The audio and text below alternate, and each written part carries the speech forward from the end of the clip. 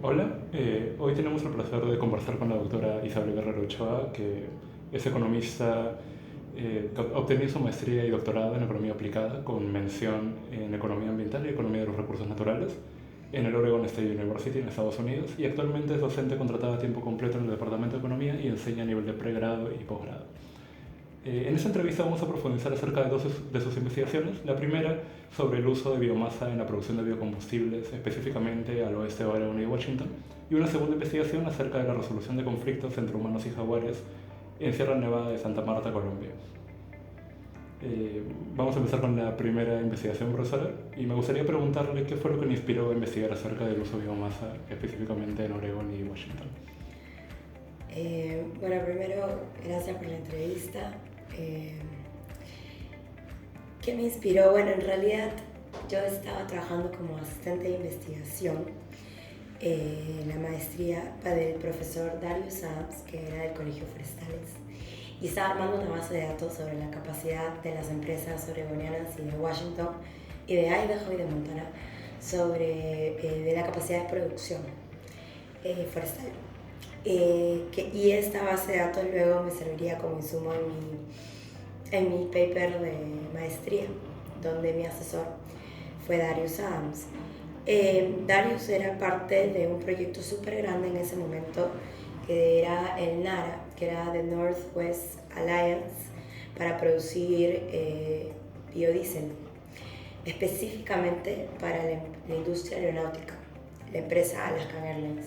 Entonces era un proyecto bien grande en el cual estaba la academia, estaba Oregon State, estaba Washington State, estaban empresas, la industria, armando información sobre cuál era el mejor lugar. Era una de las preguntas, habían varias, pero una de ellas era cuál era el mejor lugar para localizar una planta de refinería para este biodiesel, dado que los residuos venían principalmente de Oregon y Washington, pero también venían de otras zonas. Entonces, lo que yo hice en mi proyecto de tesis, que consistía en estimar elasticidades de demanda de la madera rolliza para ser utilizadas en madera cerrada y madera en triplayera, era parte del modelo económico de este modelo tan grande, porque también tenía el componente de inventarios forestales y de costos y de operaciones. Entonces así llegué como de casualidad, digamos, a este tema, y fue muy interesante para mí porque vi la complejidad que puede tener que tomar una decisión de esta magnitud, ¿no? Dónde es eficiente localizar. Entonces era una decisión espacial que tenía que ver con eficiencia y costos de una industria muy desarrollada. Aquí me voy a tomar unos minutos para hablar de Darius. Pues Darius falleció en diciembre del año pasado y él fue mi asesor de maestría y fue, digamos, la primera persona que me contrató para ser asistente de investigación en Estados Unidos, y era el Colegio Forestal. Él era muy paciente y tenía la capacidad de explicar modelos complejos, porque él hacía modelos complejos de economía forestal, porque él era forestal y tenía el doctorado en economía. Entonces entendía todo lo que tenía que ver con inventarios y cómo era la mejor forma de entender la masa forestal, pero también entendía todos los modelos económicos de oferta y demanda y cómo se juntaban para hacer escenarios, para tomar decisiones de política, ¿no? Y yo estaba en este proyecto con él y éramos varios que estábamos trabajando en este proyecto, y yo ahí todavía era junior y no preguntaba mucho, pero las conversaciones, las discusiones en las que él me dejó participar fueron muy enriquecedoras para mí, para entender cómo es que se planteaban este tipo de modelos, que de alguna manera ha influido en cómo yo planteé después mi modelo de doctorado, porque terminé haciendo un modelo de simulaciones, también vinculando algunas cosas económicas con algunas cosas de agrobiodiversidad. Si bien cambié de tema, la inspiración quedó ahí. Entonces, bueno, nada, quería decir esas palabras de Darius y decir que estoy eternamente agradecida por su guía en este proceso y por haber trabajado juntos en este proyecto. Gracias por darme esos minutos para conversar al respecto y manifestarlo. Siguiente pregunta. Bueno, tratando de hacer un poco este ejercicio que usted mencionó, ¿no? De simplificar cuestiones que son realmente muy complicadas, como todo este proyecto, que no es solo económico, como usted bien ha mencionado, a lo mejor podría elegir un par, tal vez tres, de los resultados más importantes o que usted considera más interesantes dentro de todo este proyecto. Claro que sí. Una de las cosas que me deja en los resultados es que la economía espacial importa, ¿no? La localización en términos de eficiencia para los economistas que estamos siempre buscando eficiencia es importante porque dependen de distintos factores. En este caso en particular se estaban evaluando dos posibles localidades, una en Washington y una en Oregon, y los costos de abastecer a estas refinerías para que produzcan eran distintos porque dependían de los patrones espaciales. ¿En qué sentido? En qué tipo de configuración tenía la zona en la que se encontraba, si las zonas eran de empresas privadas o de empresas públicas, porque tenían distintos usos de la tierra y distintas prácticas, ¿no? Mientras las empresas privadas tenían un plan de manejo para producir madera aserrada o rolliza, que es el insumo de donde sale el residuo, perdón, la rolliza, que luego se convierte en aserrada y de ahí se tiene el residuo. También dependían las empresas o las tierras públicas forestales, tenían otro tipo de manejo, era más como silvicultura, entonces los residuos venían de otro proceso, no necesariamente para la producción de madera. Entonces, dependiendo de la abundancia relativa de este tipo de tierras, cambiaban los costos y también los escenarios de precios o de producción cambiaban los costos para las dos localidades. Entonces la economía espacial es importante y en este caso uno de lo que se obtuvo y lo que se pudo como mostrar es que una de las localidades era más eficiente para todos los niveles de producción y cuando se tenían ambas quitaba eficiencia y solamente en ciertos escenarios muy particulares la otra localidad era superior en eficiencia, pero era algo muy particular, ¿no? Entonces permitía tomar la decisión, ¿no? Te daba la tranquilidad de que si vas a poner una refinería, sea en esta localidad, que bajo todos los escenarios funciona mejor, ¿no? Entonces eso es uno de los resultados principales que encontramos en este paper. Y bueno, se ha hablado de la idea de tratar de llegar a un equilibrio, ¿no? De la idea de encontrar maximizar utilidades, como casi todos los economistas hablan siempre, ¿no? Y bueno, mi siguiente pregunta va un poco por ahí, ¿no? Para tratar de llegar a esta maximización de utilidad, ¿habían ciertos trade-offs económicos, ecológicos que usted encontró durante su estudio? Bueno, en este caso, como ya las tierras ya tenían un objetivo, un tipo de uso, ¿no? Y estaban asignadas con ciertos parámetros, porque Oregon y Washington son zonas de producción forestal importante en el norte de los Estados Unidos. Este proyecto en particular era más como un win-win situation, ¿no? Porque es utilizar los residuos que de otra manera se desperdician, se quedan ahí tirados o se manejan de otra forma para producir un biodiesel que permitía que reduzca el carbon footprint de la industria aeronáutica, específicamente de la empresa Alaska Airlines, ¿no? Entonces esta iba más en la línea, más que trade-offs, iba más en la línea como de una propuesta win-win, ¿no? Donde los residuos, que ya de por sí generalmente son desperdiciados, mal utilizados, ¿no? Se utilizaban para crear un insumo que contribuía a reducir la huella de carbono de otra industria, ¿no? Y en este contexto se está buscando que sea lo más eficiente, es decir, que incluya todas las rutas comerciales, que reduzca también la misma huella de carbono del proceso para llegar a producir ese biodiesel. Entonces es súper interesante desde esa perspectiva, ¿no? No tanto trade-off, sino más win-win, ¿no? Claro, también hay que decir que estos estudios, ¿no? Era un proyecto millonario, ¿no? Que tuvo la inversión tanto del sector público, pero principalmente de la industria privada, tanto de la industria forestal como de la industria aeronáutica. Entonces sí hubieron costos de investigación altos, ¿no? Pero para llegar a un objetivo en particular que es lograr que al menos se logró que un vuelo de Alaska Airlines fuera totalmente con biodiesel y eventualmente hacer un piloto que se pudiera escalar. Bueno, hoy en día, como se ha mencionado, es muy importante la idea de reducir la huella de carbono. En general, no creo que todos los países tienen como objetivo, a cierto nivel, unos más importantes que otros, pero el reducir la huella de carbono es algo muy importante hoy en día, y los economistas también se ven muy interesados en esto. Entonces, mi pregunta, y la última para cerrar este primer paper, sería ¿qué consejo le podría dar a aquellos investigadores que quieren empezar a tratar el tema de biomasa y de biocombustible? Bueno, a ver, a nivel de Perú, primero quiero hacer una diferenciación que es bien importante, ¿no? En este proyecto estamos hablando de Oregon y Washington, que son bosques boreales, con ciertas características. Específicamente es que encuentras las maderas comerciales abundantes en una zona en particular. Nuestros bosques son naturales y tropicales, es decir, con mucha biodiversidad, pero a la vez eso significa que son pocas las maderas con valor comercial o con valor comercial conocido como un mercado, ¿no? Y la abundancia relativa con otras especies es baja.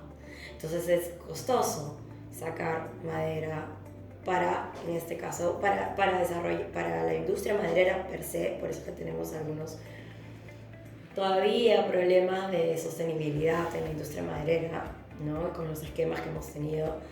Entonces imagínate si lo vamos a hacer para los residuos, de repente es otra visión.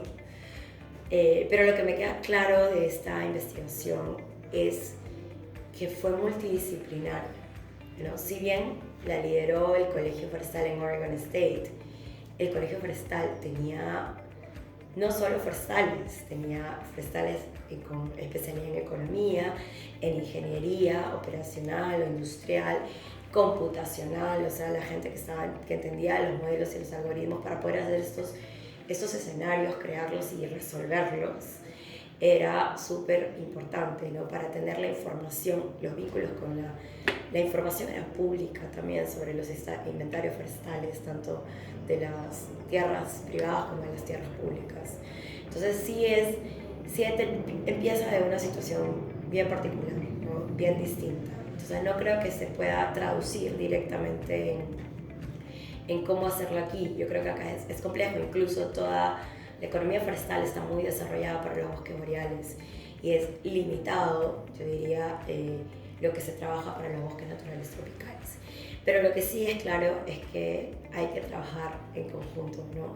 Yo como economista no podemos hacer nada solos porque no tenemos ni información, ni cómo se usa, ni cómo se obtiene, pero trabajando en conjunto y colaborando siempre te da una mejor oportunidad para poder generar estrategias más eficientes, ¿no? Entonces, a los economistas vayan al campo. Me voy a coger del último que dijo, ¿no? De la importancia de lo multidisciplinario dentro de nuestra disciplina, que hasta cierto punto a veces se reduce a solo lo matemático, a solo hacer fórmulas, como se dice, no vamos a campo, ¿no? Y justamente el segundo paper es un paper que habla prácticamente de biología, hasta cierto punto, y que nos habla de los conflictos a nivel humano-jaguar en Santa Marta, Colombia. Y bueno, también vamos a empezar este tema preguntándole qué fue lo que influenció que empezar a investigar este tema en específico. Bueno, coincidentemente los dos papers que han elegido, primero que ninguno de los dos es investigación que he hecho en Perú, y lo otro es que ambas investigaciones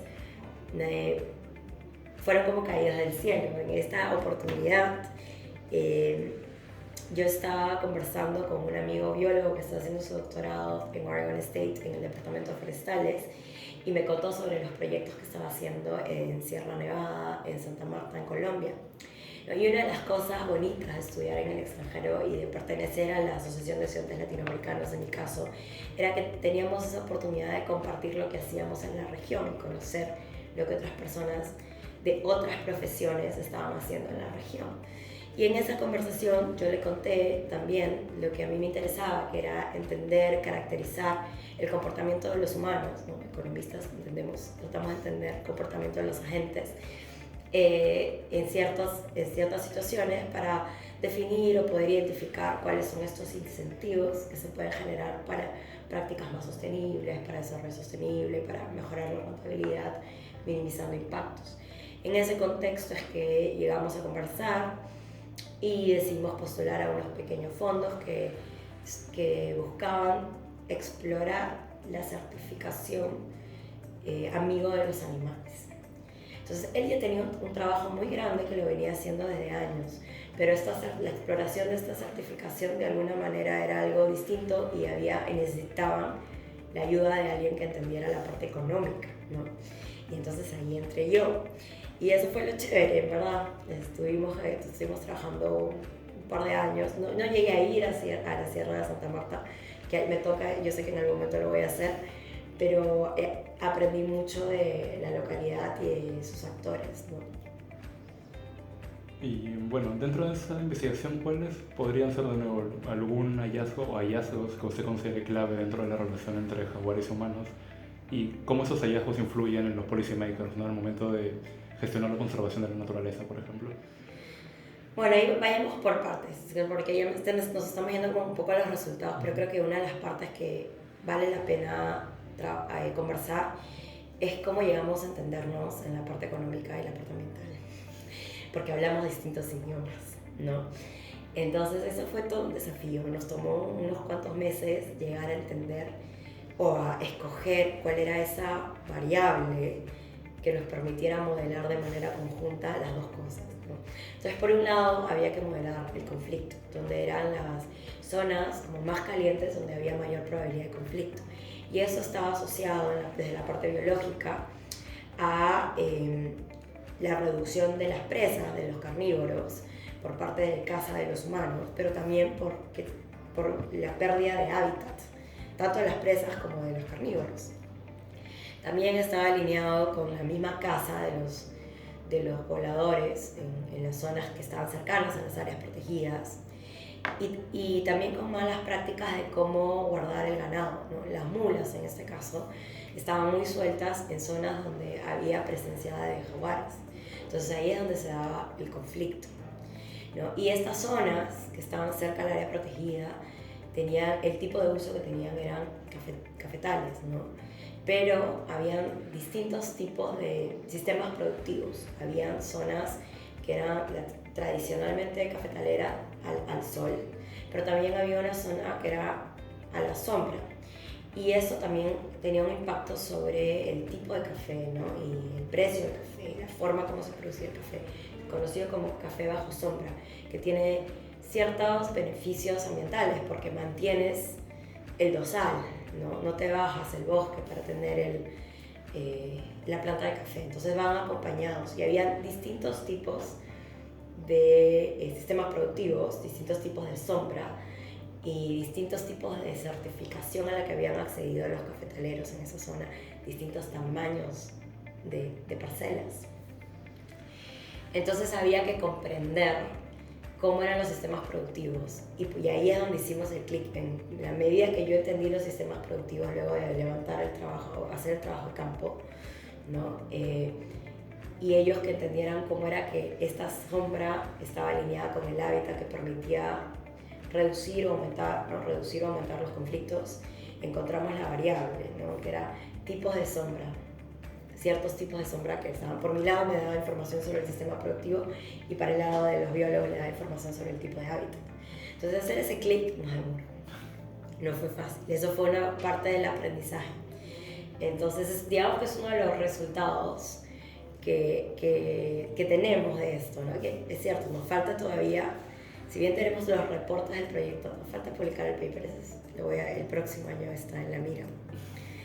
Y la parte de los resultados era ya escoger cuáles de estos cafetaleros podían ser parte de un proyecto piloto para el certificado amigo de los animales.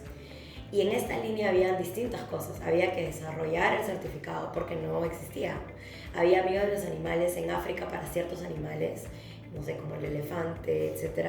Pero no había para el jaguar y no habían para la zona de Latinoamérica. Entonces había que entender el sello y definir cuáles eran los criterios bajo los cuales algún agricultor iba a ser parte del sello. Y ahí también venía mi trabajo en entender cuáles eran los beneficios y los costos, ¿no? Porque para que alguien participe, los beneficios de participar tienen que ser mayores a los costos de participar, ¿no? Entonces ahí también entendimos cómo crear esto. Fue también un proceso interesante de entender cómo es que tomaban las decisiones estos actores.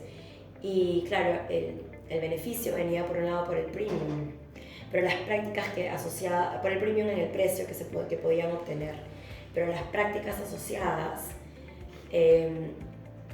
también estaban relacionadas a mejorar, a reducir los costos, tanto por el lado del conflicto como también los costos internos.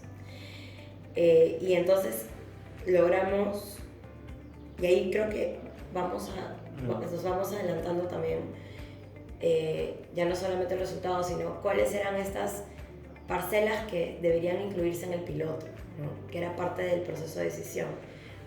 Porque si solo lo definíamos por el lado del hábitat, hubieran sido, no me acuerdo, creo que eran como 33, pero cuando ya también involucramos la parte económica, se redujeron a un número como 17, me parece, o creo que era, bueno, algo así, era una relación como la mitad, porque incluyendo el criterio económico, no todas tenían la capacidad de aprovechar el beneficio, de cubrir los costos del certificado y aprovechar el beneficio.